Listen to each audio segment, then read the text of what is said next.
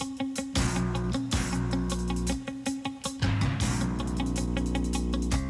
go live to reporter Eric Chilton, who is standing by Myrtle Beach. We have the latest there. Eric, what can you tell us?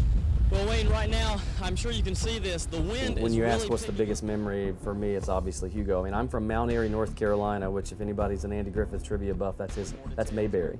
So we don't know about hurricanes in Mayberry. Winds are gusting like you wouldn't believe. They're up to about 30, 35 miles per hour. And I'll never forget the day of going live on the beach until basically the police said, we're leaving, it's up to you if you stay.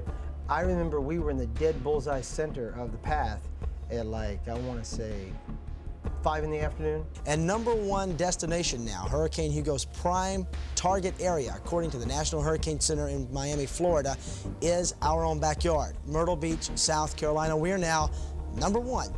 Good evening, everybody. I'm Bob Howick. And I'm Lily Shaw. Folks up and down the Carolina coast are bracing themselves for what could be the worst storm since Hazel in 1954. Our news teams have been keeping an eye on things along the Grand Strand. Sue Abrams is in the pavilion area, right in the heart of Myrtle Beach. Obviously not an activity center at the moment. Sue?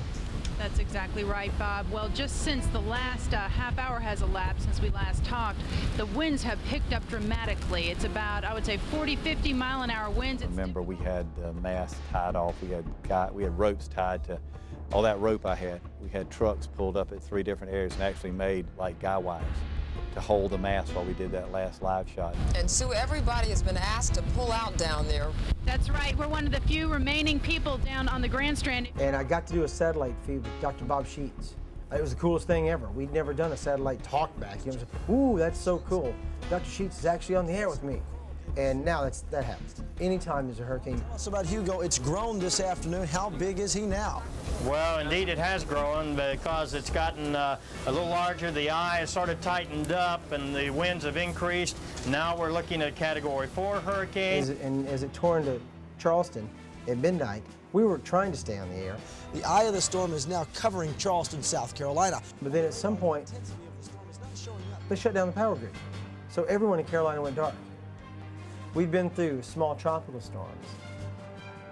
I've never been hit by anything that big. And we forecasted it, we stayed on it.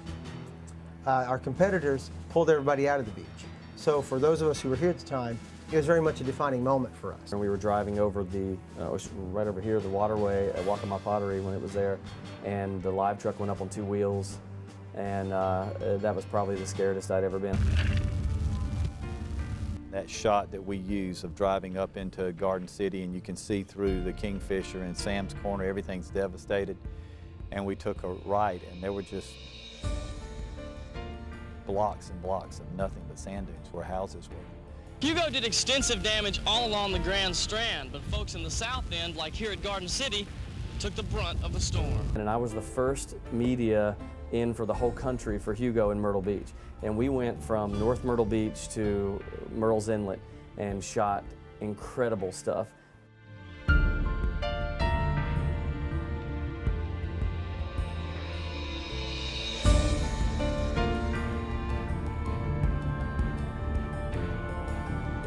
The eeriest thing, this is the one memory that will always stick out for me, the day after Hugo, it was so weird to see newspapers from 2 days before because they hadn't delivered anymore.